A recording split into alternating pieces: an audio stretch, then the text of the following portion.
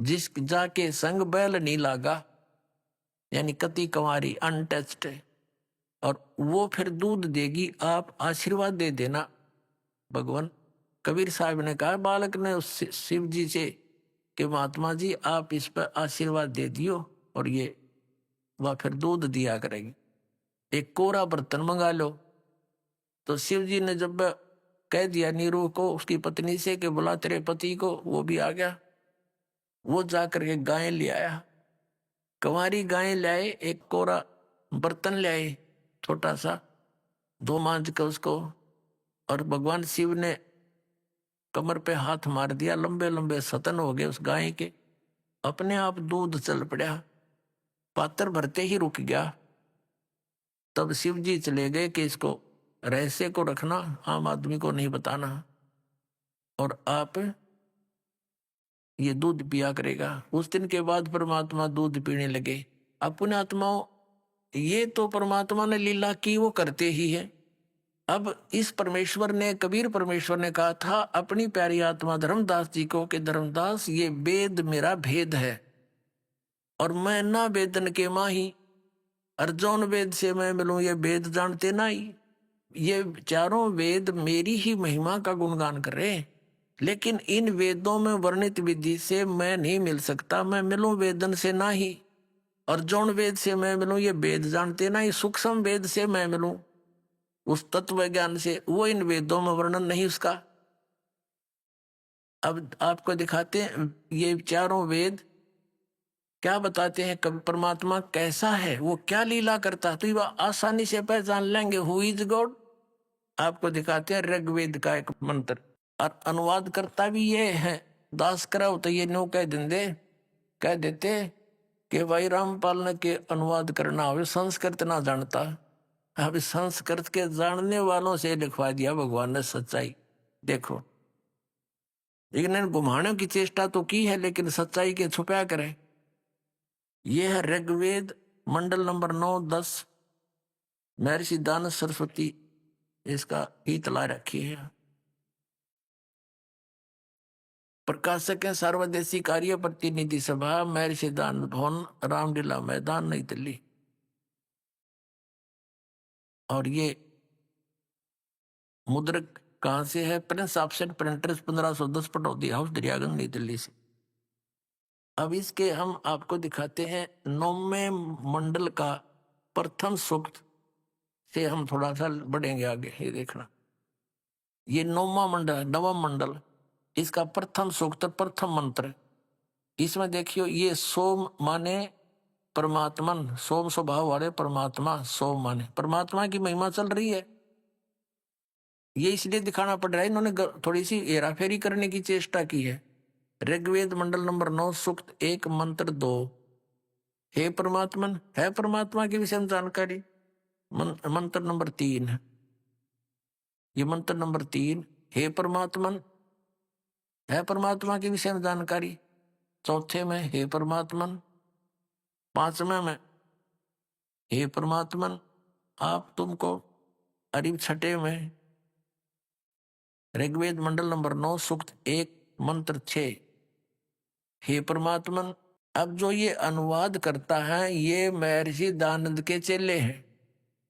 इनका फिर याद आएगी अकबर, महर्षि दानंद तो वेदों के है, वेदों भगवान निराकार है। तो इन्होंने जब देखा ना कि सह शरीर लिखा है, तो वहां इन्होंने घुमाना शुरू कर दिया, उलझाना शुरू कर दिया। कबीर साहब कहते हैं चोर चुरावे तुंबड़ी और गड्ढे पानी में, वो गड्ढे हुआ ऊपर आवे नो सच्चाई छनी ना।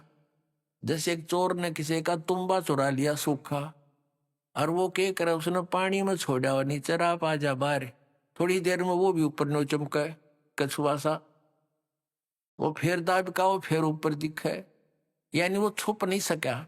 तो ऐसे ही इन अज्ञानी ज्ञान चोरों ने चोरी छुपाने की चेष्टा की, तुम्बे को या सच्चाई को दबाने की चेष्टा की, पर यह ऊपर आई। देखना, अब ये ऋग्वेद मंडल नंबर 9 सूक्त 1 के आपने 6 ही तो देख लिए, हे परमात्मन, है परमात्मा की महिमा। और यहां देखो, अब नीचे दिखाते हैं आपको, अब 7वें महीने में पुरुष लिखना शुरू कर दिया। अब 8वें मंत्र में फिर उस पुरुष को उग्र गतियां प्रेरणा करती हैं। अब पुरुष माने क्यों है? पुरुष माने परमात्मा होता है। अब देखो, वेद कोई किसी व्यक्ति विशेष का गुणगान नहीं करते, ये परमात्मा की महिमा का गुणगान करते हैं। अब पुरुष माने क्या होता है? परमात्मा, पूर्ण परमात्मा। ये भी नहीं कि अनुवाद से सिद्ध करना पड़ेगा जबरदस्त की जनता के। देखो, अब यजुर्वेद दिखाते हैं आपको, महर्षि दयानंद का अनुवादित,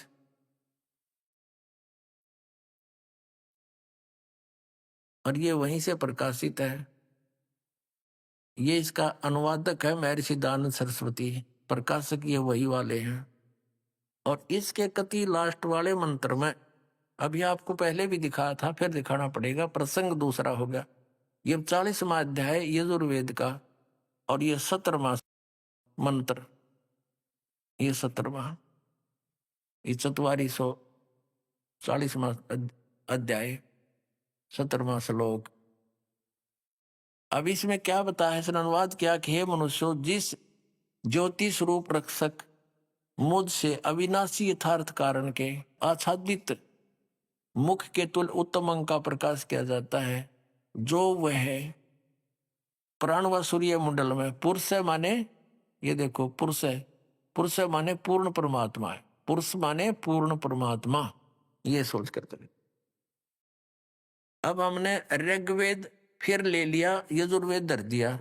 अब देखो, ये ऋग्वेद फिर ले लिया हमने, और ये देखो हम जहां आपको लाना चाहते थे, ऋग्वेद मंडल नंबर 9 सूक्त 1 मंत्र, हम आपको 8 पर ले आए। 8 पर उस पुरुष को, उस पूर्ण परमात्मा को, पुरुष माने पूर्ण परमात्मा को उग्र गतियां प्रेरणा करती हैं, यानी उग्र परिस्थितियां हो जाती हैं। जब भगवान नीचे आता है, हाहाकार मच जाती है, न्याय भाव कुछ रहता नहीं है, तो वो भासमान शरीर को वह पुरुष व परमात्मा प्राप्त होता है। अब देखो आगे, और जिसमें 3 प्रकार से दूसरों का वारण करने के लिए, कल्याण करने के लिए मधु में शरीर मिलता है। उस परमात्मा का 3 प्रकार की सतिथि में वो सबका धारण पोषण करते हैं, वारण करते हैं। अब ये दूसरी सतिथि में यहां पर उन्होंने किया है कि जब वो परमात्मा शिशु रूप धारण करके आता है, शिशु बालक का, तो उसमें उसकी परिवर्ष की लीला का वर्णन है। उस सोम माने सोम स्वभाव वाले पुरुष को, यानी पूर्ण परमात्मा को समझो।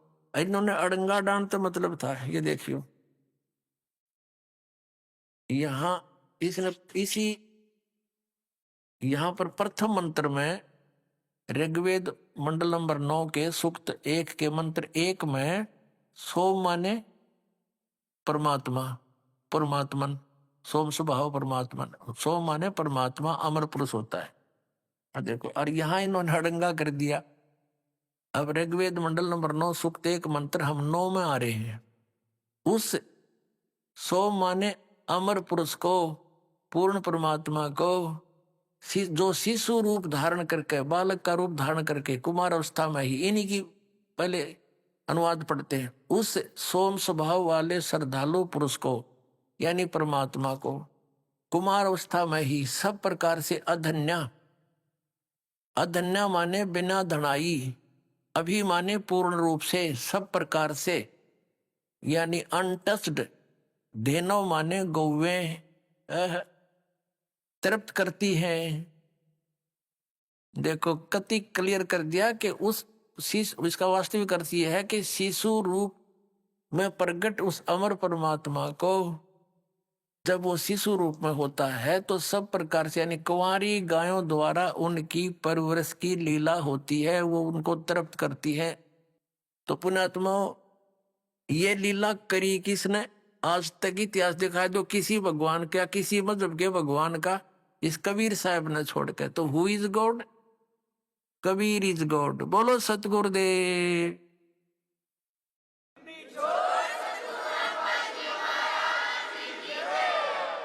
परम पिता परमात्मा पूर्ण ब्रह्म, सारी सृष्टि के रचनहार, कुल मालिक कबीर परमेश्वर जी, कबीर साहिब जी, ये हमारे जनक हैं, ये हमारे हमदर्द हैं, ये हमारे परमपिता हैं। हमारे दुखों को देखकर ये परमात्मा बहुत दुखी रहते हैं और कोशिश करते हैं कि किसी प्रकार इन भोली आत्माओं को इनके मूल स्थान का पता लग जा, ये कहाँ से आए हैं और किस कारण से यहाँ आए हैं, और यहाँ पर जो ये जीवन जी रहे हैं ये कितना कष्ट में समय व्यतीत कर रहे हैं। लेकिन जहाँ हम रह रहे हैं, जिस भगवान के, जिस मालिक के अंतर्गत हम रह रहे हैं, ये काल भगवान है।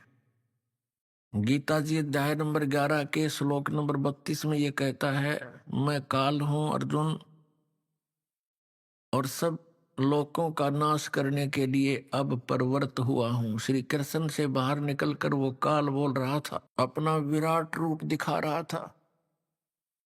श्री कृष्ण काल नहीं थे। श्री कृष्ण जी ने पहले कभी अपने आप को काल नहीं कहा, बाद में पश्चात में कभी अपने आप को काल नहीं कहा। ये काल क्यों कहलाता है? इसको एक रोग लगा हुआ है 1,00,000 मानव शरीरधारी प्राणियों का नित आहार करने का, और 1,25,00,000 की उत्पत्ति करने का, जिस कारण से ये यहाँ हमें अपने आहार के लिए रोके हुए हैं। जैसे परमात्मा ने आके इसकी वास्तविकता को हमें बताते हुए क्या, इसको कैसे एग्जाम्पल दिया है दाता ने, कि जैसे कसाई बकरे पालता है, उसने उन बकरों को बहुत सुविधा दी हुई होती है, प्रदान की हुई होती है। एक शेड बनाता है गर्मी और सर्दी से बचने के लिए, चरागाह बनाता है, एक जल का छोटा सा हौद बनाता है, उनको जल की सुविधा देने के लिए।